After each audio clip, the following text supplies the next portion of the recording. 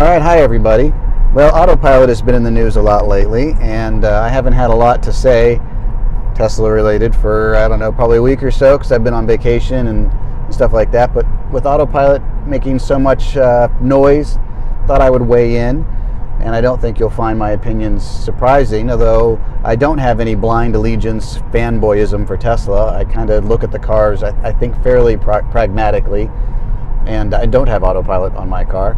But I do have a lot of experience with it, obviously with loaners and things like that. This is a little bit earlier car, so by the time I really had to go in for any service, the Autopilot cars were out. We just missed it by about half a year. So pretty much every time I've had a car, it's had Autopilot of some kind, including a couple of trips that we've taken that were hundreds and hundreds of miles with Autopilot. So I have some experience with it, and being in the Tesla community, I talk to people about it. It comes up a lot. So let me give you my general thumbnail thoughts on Autopilot. First of all, the crash. As soon as I saw the Model X on the 101, I knew exactly what had happened. The video that first came into my viewing was aerials. It was chopper shots of the crash, and from the helicopter it was really easy to see what the problem was. And it's something I think is kind of unusual, because here in Pennsylvania our roads aren't particularly well marked, I wouldn't say, but I do see the cross hatch pattern on our off ramps on a fairly regular basis. In fact, there's an off ramp coming up right here, and it doesn't have a gore point like the one in California does, but it does have a lane splitting, and there's very clear hash marks on it. And I think that that's just something that we're used to here. So we may not have great markings, but we do have more markings of inferior quality. Something to brag about. And I was really surprised to see that California didn't appear to be cross-hatching these areas that were so obviously not travel lanes. The other thing we have here along the highways is we have a rumble strip. It's a continuous strip that is about, I'd have to say it's about 2 feet off of the travel lane, so that if you were driving on the shoulder, you might just barely be nicking it with your leftmost tire. It's about in that position. And the shoulder on this road is a full length. And so there's a continuous rumble strip there, so that if you go off, I'll do it just for a second here, see if you can hear it on the... Oh, you know, I can't do it here because it's a construction zone. They're going to be shifting traffic, so they actually have smoothed out the rumble strip so they can use it as a lane. All right, here's rumble strip. Let's try that again. Can you hear it? Right? I don't know if you can hear that or not. I can feel it. It certainly vibrates the car. I don't know why you wouldn't have something like that in this crosshatch area leading up to a gore point. I understand why it's named that, but I do feel a little uncomfortable saying that in regards to a fatal crash. But anyway, so they don't have particularly great design there in California, based even on what we see here in Pennsylvania, which isn't necessarily known for having the best quality roads. And we have these two different safety features that I don't understand why they don't have it in California. Now, from the videos I've seen, that the people who've tried to recreate it, and based on that helicopter footage, it's pretty obvious to me what happened. Was obvious to me immediately based on my experience with Autopilot, that it was sighting off of the lane line and was using the left side line because of the way the road was positioned. And I think that Autopilot does that so it doesn't inadvertently take off ramps and things like that, that it will favor the line that's to the left. And so there was a repaving or something that had been done, and it basically created a phantom lane that led right up to the barrier. Now, there's been another crash that has come to light that is also in that general area. I'm not sure, I don't know my highways in California very well. I think it's on the 85, if that's an actual road there. I don't know. But it involves a red Model S. Now, this is not a fatal crash, but it's very similar, except that in this particular crash, the Model S hit the barrier a little bit to its right. But same thing, there was a lane marking that's obscured, and you can see in the dash cam video of a truck that came across the accident right after it happened, you can clearly see the quality of the pavement markings in that area, and it's just as bad as in the 101 crash, but kind of like reversed. So the car hit on the right side, driver walked away, the impact barrier in that case at the gore point had been set properly so that it absorbed the crash. No doubt the Tesla itself was totaled, massive damage to the right front corner, but the passenger door looked totally fine. Like, you could reuse that sheet metal if you had to.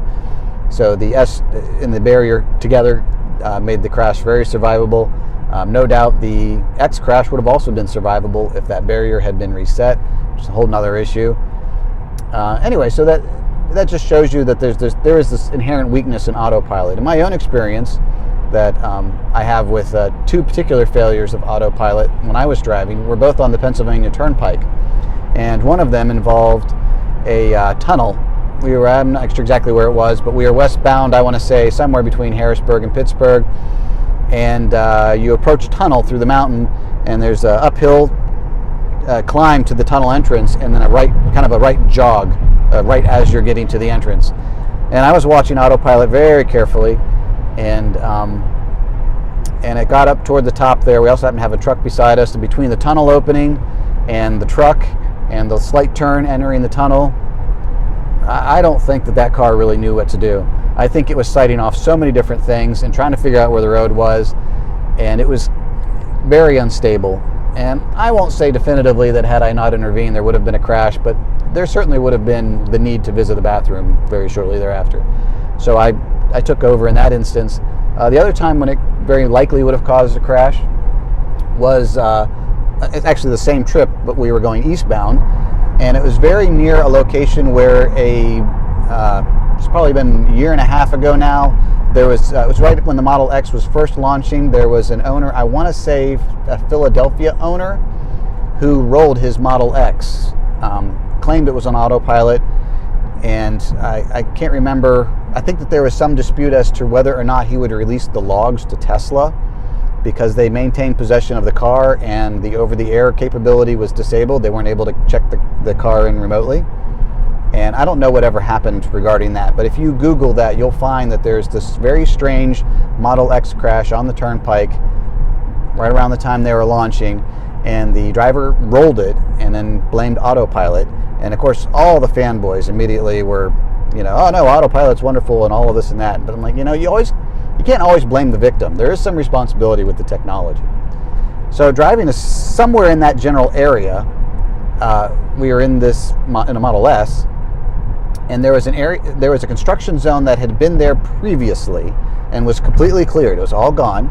And what they had done is they had a lane shift. And I want to say that the lane shifted one full lane over. So the left-hand lane was using the right-hand lane, and the right-hand lane was using the shoulder. And they had obviously painted, white lines there, as you would for, when you have barriers and stuff set up. And when they cleared the construction site, what they did is they just painted over the white lines with black. I don't know if it's paint or tar or what it is, but they tried to blank them out basically. But because they hadn't actually repaved the road itself, the road was that sun-faded sort of light gray that we get on our asphalt. I don't know what they get in California. I think they use concrete a lot out there. But here we get the asphalt kind of sun fades to like a light gray. So you can see all the patches on it when they run around with their tar doohickeys. But they also use that to clear construction sites, construction zones. And so they had cleared this construction zone, and there were markings basically in black on the road with this lane shift. Now we were in the left lane, and we had just cleared a car that we were passing, not by a whole lot, I would say. And it's a straight, flat section of Pennsylvania Turnpike, which there is not a lot of. And it came across these markings, and immediately the autopilot followed the blacked out markings and jumped nearly. It got about halfway across the lane before I could. And I was watching it too, because I don't trust this thing at all. And trust but verify. And it jumped probably about half a lane before I was able to grab it and yank it back. And like I said, we weren't overlapping with the other car, like we were already past it. But I'm sure it gave them kind of they didn't honk or anything because I think it happened so fast. But yeah, it was doggedly following this non-existent lane line. So had we been beside a car, I don't know if the proximity, the car we were passing still showed up on the display, so it was still being detected. It was kind of in that blind spot area, just out of sight, just behind the back bumper. But whether it would have done that swerve if the car had actually been beside us, we'll never know. It was a loaner. I did not like the idea of having potentially to replace a loaner, so I did not trust Autopilot to bail us out in that particular situation. So anyway, those two circumstances kind of frame my whole philosophy around Autopilot, which is sort of that trust but verify, and I use it very, very skeptically. When it's working, it's amazing, and it's great in traffic when the speeds and the inherent risks are much lower. The faster you go with it, the wider open spaces, I definitely don't trust it very much at all. And I will keep my hands on the wheel and will be watching, and it's still more relaxing than driving it yourself, but I just keep asking myself this. There's a lot of people that I know who trust it at a much higher level, and they claim, oh, that just, you get more confidence in the system the more miles you put on it and this and that. So, yes, but it does not improve the actual performance of the system, just you sitting there watching it do its thing. Excuse me.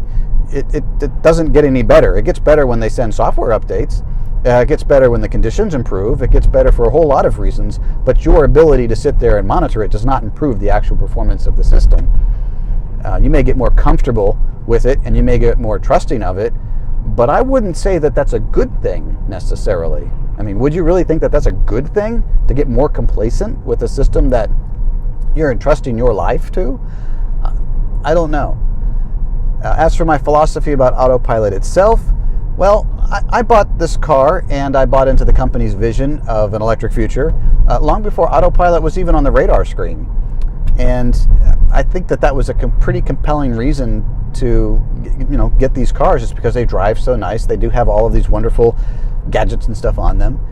And I don't feel that Autopilot at that time was essential to improving the brand. In fact, I sometimes wonder, how much farther would we be as far as the number of electric wheels on the ground if we'd not screwed around, we being Tesla, with the Falcon Wing doors and just put on like regular doors, or Autopilot and just did adaptive cruise control, which would be market parity at that time.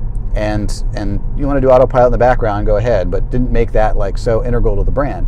I feel like we'd have a lot more Teslas on the road because they would have been focused on production and designing more models. We might even be looking at, already having a Model Y on the road.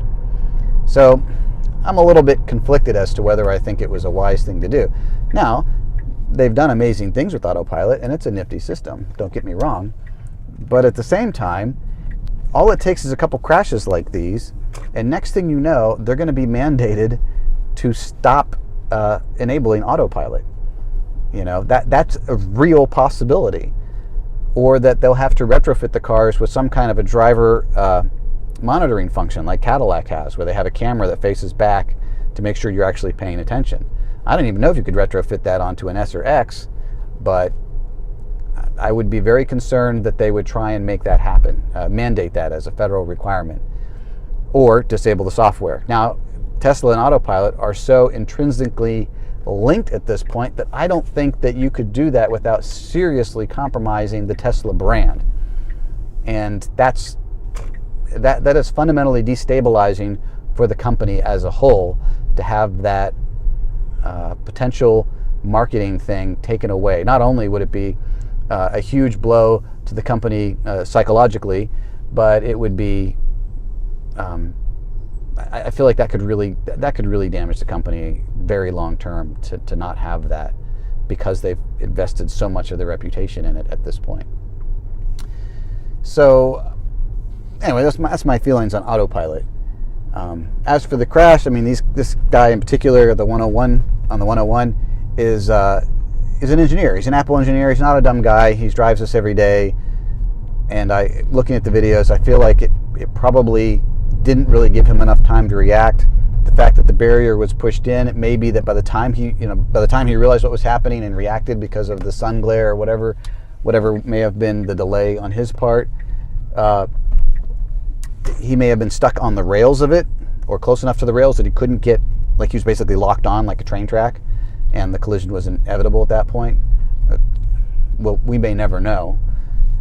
I do think Tesla releasing information about the crash where they pointed out that he'd received warnings about hands-on or the following distance, I think that was quite honestly a little douchey. I don't know a single Autopilot owner who does not go fully hands-off for at least 7 seconds on a very regular basis. So saying that he had not touched the wheel in the last 6 seconds as if there's like a quiet implication there that it was all his fault, I didn't think that was a particularly great thing to point out. There were no warnings, no chimes, no automatic braking. Of course, that was not mentioned in the Tesla statement, which was kind of disappointing that they didn't own up to those failures as well. They wanted to point out failures of the driver, but not of the system. And the warnings that he received earlier in the drive to be hands-on, again, I can't think of a single Autopilot owner I know who does not get those warnings on a fairly regular basis. So all of you should be on notice that Tesla will very quickly blame you for any crash that happens, even if that wasn't the warning that you received just prior to the crash. Anyway, it was cool that they released the statement in the sense that they admitted Autopilot was on, but it was very not cool that they quietly sort of laid the blame on the driver, sort of by observation or by process of elimination. I didn't really like that. I think that that's clearly a system fault. And what do you do? Well, you can improve the roads. That would help everybody, not just Tesla owners. But also there's some fundamental problems with Autopilot that are going to have to be addressed at some point in some way. And I guess we'll see how that plans out, or how that plays out. Anyway, so that's my thoughts on Autopilot. I don't think that Tesla used to need it as a company, but now they have to have it, and they're at risk if the regulators come back not in their favor. So thanks for watching. Please subscribe, and as more stuff comes up, I'll do more of these. I'm not going to do them as often, partly because YouTube kind of screwed everybody over. But when things come up, I will be here for you. Thanks for watching, guys.